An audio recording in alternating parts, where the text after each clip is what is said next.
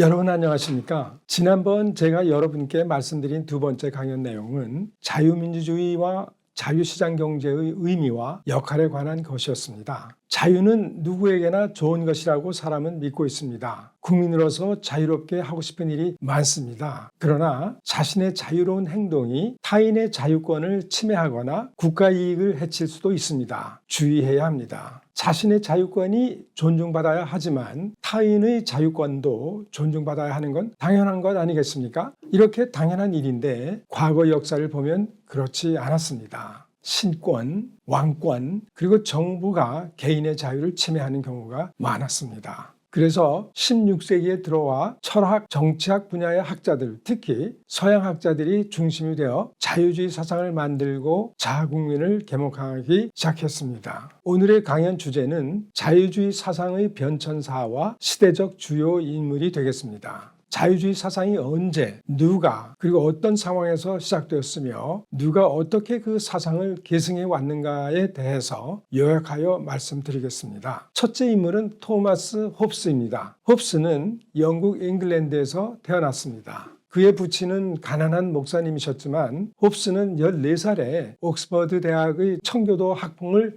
자랑하는 막달렌 홀 단과대학에 입학해서 학사 학위를 받았습니다. 홉스는 캐벤디시 가문의 가정교사로 지냈습니다. 자신이 집에서 가르치는 윌리엄 캐벤디시 학생과 함께 1610년 그리고 1615년까지 5년 기간 동안 유럽을 여행하면서 학문의 폭을 넓혔습니다. 그는 그리스, 헬라어와 라틴어에 능통했습니다. 1628년 그 유명한 투키디데스 펠로폰네스 함정 책을 번역했습니다. 투키디데스의 펠로폰네스 전쟁 책은 한마디로 말한다면 신흥 강국이 부상하면 기존의 강대국이 이를 견제하는 과정에서 전쟁이 발생한다는 내용을 쓴 책이지요. 홉스는 사회 계약론에 대해 명확하고 자세하게 기록한 최초의 근대 정치 철학자였습니다. 그에 의하면 자연 상태에서 이기적 본성을 지닌 개인들은 자신의 이익을 한없이 추구하며 만인에 의한 만인의 투쟁을 전개함으로써 결국은 국가에 의해 개인의 권리는 억류된다고 했습니다. 그래서 왕권이 시민과의 사회 계약에 따라 존재하게 된다는 리바이어든 책을 라틴어로 1651년에 발행했습니다. 홉스는 국가의 이름을 리바이어든이라고 불렀는데요. 이는 국가가 사회 계약에 의해 만들어진 인공적인 산물이라는 점을 강조하기 위한 것이었습니다. 리바이어든은 당시 영국 왕당파의 정치적 신념이었습니다. 이 책은 유럽에서 망명 중이던 찰스 2세에게 헌정되었지만 거절당했습니다. 찰스 2세와 그 주변 참모들은 사회계약이라는 개념을 바탕으로 절대 왕권을 옹호한 홉스의 추론 방식을 탐탁지 않게 여겼습니다. 시민들이 자신들의 보존을 위해 맺은 계약으로 왕이 권력을 얻는다면 왕의 권력은 아래로부터 형성된다는 논리였기 때문이었습니다. 홉스는 왕이 교회의 권력으로부터 독립을 하기 위해서 집중된 권력을 가져야 한다고 했지만은 왕은 당연히 권력이 시민들로부터 나온다는 주장을 용납할 수가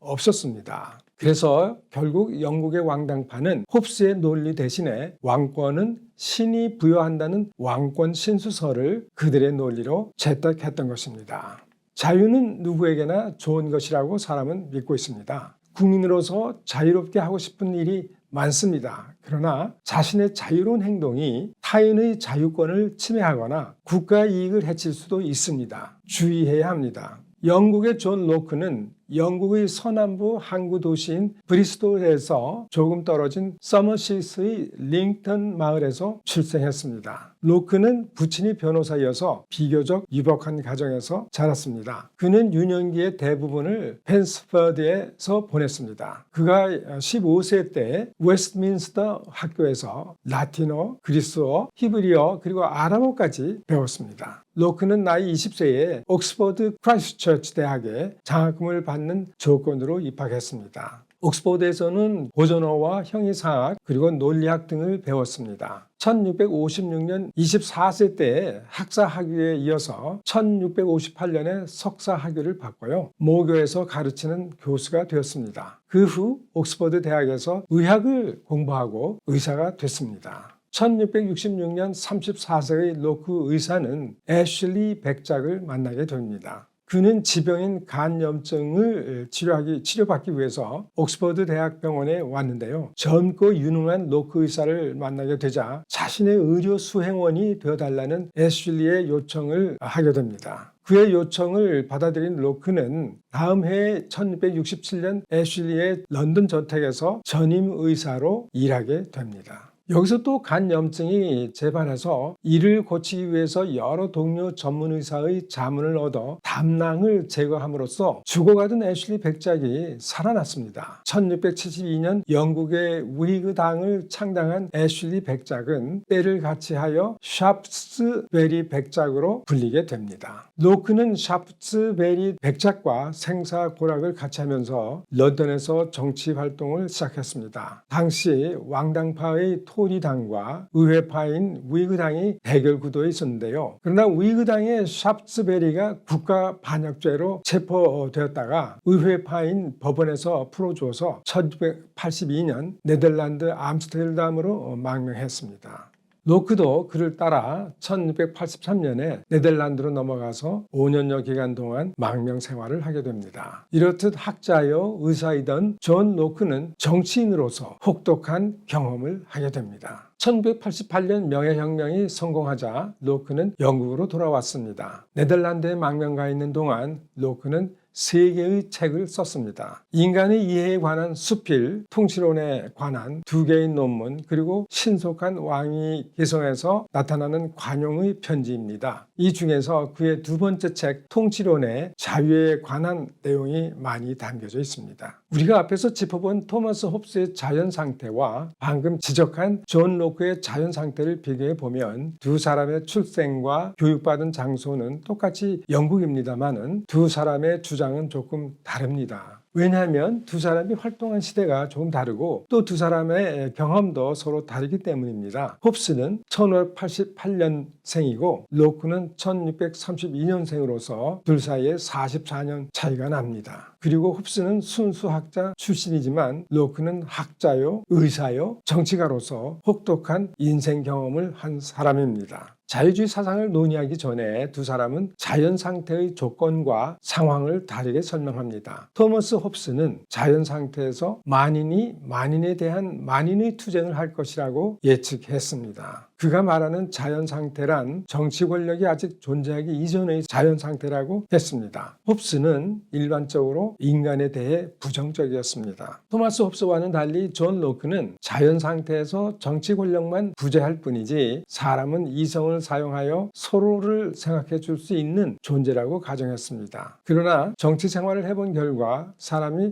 항상 이성적이지 않고 항상 이타적이지도 않다는 현실을 존 로크는 깨달았습니다. 법 질서가 없는 자연 상태에는 개인간이라 하더라도 자신의 생명과 재산을 지킬 수 있어야 한다는 주장을 폈습니다. 정치 권력이 부재한 자연 상태에서 자신의 권리를 침해받은 사람은 피해 입힌 사람을 처벌할 처벌권이 있어야 한다고 주장했습니다. 마찬가지로 국가 사이에 더 상위 입법기관이 없는 경우 그때는 자연 상태이라서 모든 국가는 침략해온 국가에 대해 처벌권을 주장할 수 있어야 한다고 주장했습니다. 아담 스미스는 당시 철학자로서 근대 경제학의 기초를 세운 세계적 학자였습니다. 그의 시장경제 사상과 경제 이론으로 애덤 스미스는 현대에서 경제학의 아버지로 추앙받고 있습니다. 그가 1776년에 쓴 An Inquiry into the Nature and Causes of the Wealth of Nations 책과 함께 근대 경제학의 출범이었습니다. 고전주의 자유시장 경제의 토대를 만드는 것이죠. 그는 국부론에서 분업의 개념을 창조했으며 이성적 이기심의 개념과 공정한 시장 경쟁이 경제적인 번영을 가져온다는 사실을 주장했습니다. 그러나 그는 국부론을 쓰기 전 오랜 시간이 걸리더라도 인간의 도덕적 감정이 어떠한지 알고 싶어 했습니다. 그래서 그는 1759년 도덕감정론을 먼저 출판했습니다. 그리고 17년 후인 1776년에 국부론을 출판했던 것입니다. 도덕 감정론을 쓰는 일은 절대로 간단하지 않았습니다. 그 당시 정치 경제학자이었던 애덤 스미스는 1723년 구체적으로 UK 스코틀랜드에서 출생했습니다. 그는 14세에 글라스고 대학에 입학해서 도덕 철학을 공부했습니다. 그리고 1740년 옥스퍼드 대학교에 장학생으로 공부했습니다. 1748년부터 에든버러 대학에서 공개 강의를 하면서 데이비드 휴움 학자를 만나 절친한 친구가 되었습니다. 그리고 1751년 28세에 글라스고 대학의 교수가 되어서 13년 동안 자연신학, 윤리학, 법학, 그리고 정치경제학의 4과목을 가르쳤습니다. 교수로 재직해 있는 동안 강의 내용을 정리해서 1759년 도덕 철학을 다룬 도덕감정론 책을 출판했습니다. 그는 사회생활에서 개인과 개인 간의 공감이 도덕감정론의 기본이라고 했습니다. 그가 다룬 도덕감정론은 18세기 당시 영국에서는 도덕철학이었으며 도덕철학은 자연철학과 대칭되는 의미로 사용되었습니다. 스미스가 도덕감정론을 쓰도록 영향을 준 사람은 많았으나 가장 영향을 많이 준 사람은 영국의 아이작 뉴턴이었습니다. 그리고 친구이자 선배이기도 한 스코틀랜드 출신 데이비드 휴움도 같이 아이작 뉴턴의 영향을 많이 받았습니다. 아담 스미스보다 80년 먼저 영국에서 태어난 아이작 뉴턴은 캠브리지 트리니티 대학에서 석사 학위를 받았고요. 그리고 수학자, 물리학자, 천문학자이기도 하며 자연철학자로 일생을 살았습니다. 그는 17세기 후반 1687년 44세 때에 라틴어로 쓰게 된 자연철학의 수학적 원리책을 출판해서 세계 문명을 바꿔놓았습니다. 이에 앞서서 이탈리아의 천문학자인 갈릴레오 갈릴레이는 스스로 망원경을 만들어서 천체를 관찰했고요. 관성의 법칙을 발견했습니다. 1675년 8월 영국은 그리니치 천문대를 세워서 천문학을 발전시킴으로써 배의 위치를 정확히 알 수 있는 항해술을 발달시켰습니다. 영국은 천문학의 발달로 무역을 확대하고 식민지를 쉽게 점령할 수 있었습니다. 아이작 뉴턴은 갈릴레오의 관성의 법칙을 수학적으로 증명하고 뉴턴 제1운동의 법칙으로 이름을 지었습니다. 그 후에 가속도의 법칙을 증명하고 이를 뉴턴의 제2운동의 법칙이라고 불렀습니다. 그리고 작용과 반작용의 법칙을 관측해서 수학적으로 증명하고 이를 뉴턴의 제3운동 법칙이라고 불렀습니다. 이렇듯 뉴턴은 지속적이고 철저한 관찰을 통해서 천문학을 발전시켰던 것입니다. 스코틀랜드 출신의 아담 스미스는 영국의 뉴턴과 같은 천문학의 대가는 될 수 없었습니다. 그러나 인간의 생각과 도덕에 관해서 훌륭한 교육자가 되기를 원했습니다. 뉴턴은 오랫동안 천체를 관찰함으로써 3가지 운동의 법칙을 발견했습니다. 그런데 애덤 스미스는 인간의 행동을 관찰함으로써 3가지 행동 원칙을 알아냈던 것입니다. 역사적으로 14세기 초부터 16세기 중반까지 잉글랜드 왕국과 스코틀랜드 왕국 사이에 많은 전쟁이 있었습니다. 그러나 스코틀랜드가 1517년 마르틴 루터의 종교개혁을 받아들임으로써 쉽게 두 왕국은 한 나라로 합치게 되었습니다. 두 왕국의 내부 갈등 없이 1707년 1월 16일 두 나라 의회가 합해짐으로써 잉글랜드와 스코틀랜드는 그레이트 브리튼으로 통합되게 되었습니다. 두 나라는 법과 종교만 따로 유지했지 화폐, 조세, 주권, 의회, 무역, 국기는 모두 통합되었습니다. 당시 잉글랜드의 인구는 UK, 유나이티드 킹덤의 84%나 되었지만 스코틀랜드의 인구는 UK의 8.4%였습니다. 1519년 당시 스코틀랜드가 개신교로 바꾼 종교개혁의 비전에는 사회의 모든 계층에 속해 있는 남자와 여자에게 차별 없는 교육의 기회가 포함되었습니다. 교육을 통해서 사회, 예술, 문화, 의학, 경제학, 법학 등 지식체계 전반에 걸쳐 영향을 끼치는 계몽주의 사상이 스코틀랜드 전국에 빠르게 퍼져 나갔습니다. 그러나 다른 한편으로는 영국의 전통 문화와 자연과학에 대해 여전히 경쟁심이 있었습니다.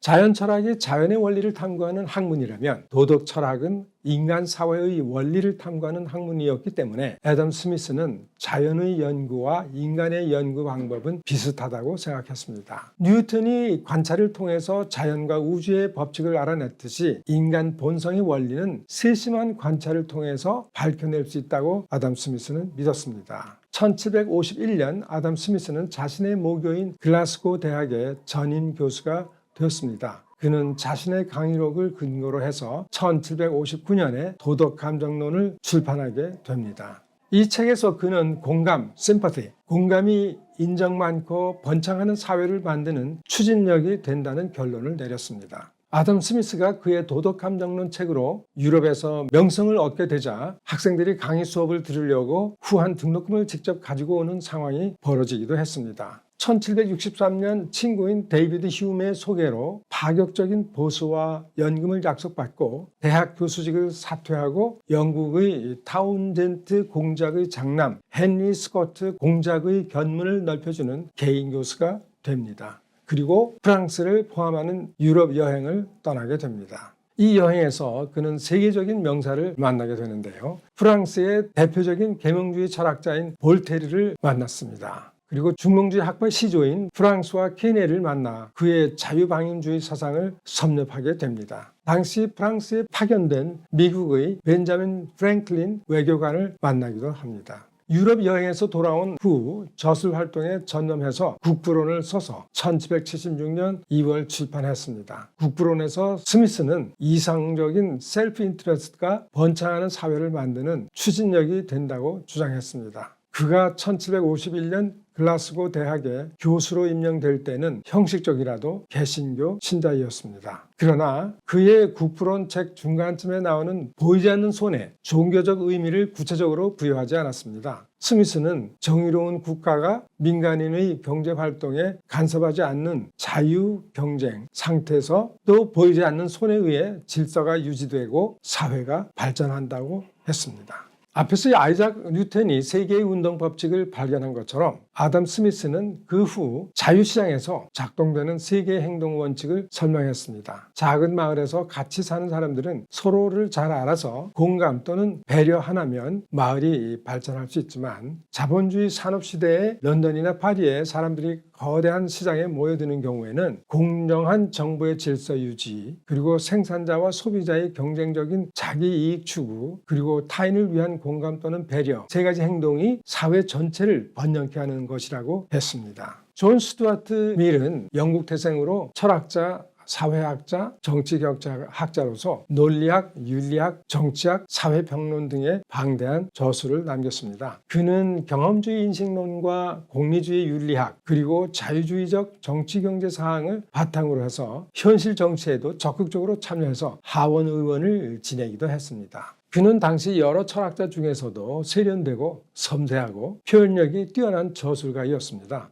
그의 대표적 저서인 자유론, 이 책은 1859년에 출판되었습니다만 놀랍게도 그의 아내인 해리엇 테일러와 함께 저술했습니다. 이 책은 자유주의를 대표하는 위대한 고전 중의 하나로 평가받고 있습니다. 그는 다른 학자와는 달리 말과 글을 구분하여 그의 자유주의 사상을 설명했습니다. 더 나아가 말, 글, 그리고 행동에 있어서 구체적으로 자유의 한계를 구별되게 설정하기도 했습니다. 말은 그 어떤 것도 자유롭게 말해질 수 있어야 한다고 했습니다. 글은 한번 발표되면 기록에 남기 때문에 남에게 해를 가할 수 있기 때문이지요. 행동은 남에게 피해를 주지 않는 법인 내에서 사적인 행동은 자유가 보장되어야 한다고 주장했습니다. 그가 강조하는 표현의 자유와 사생활의 자유는 서양을 비롯하여 미국 헌법 제정에 큰 영향을 주었습니다. 그리고 초기 우리 대한민국 헌법 제정에도 간접적으로 큰 영향을 주었던 것입니다. 오늘은 여기까지 하겠습니다. 안녕히 계십시오.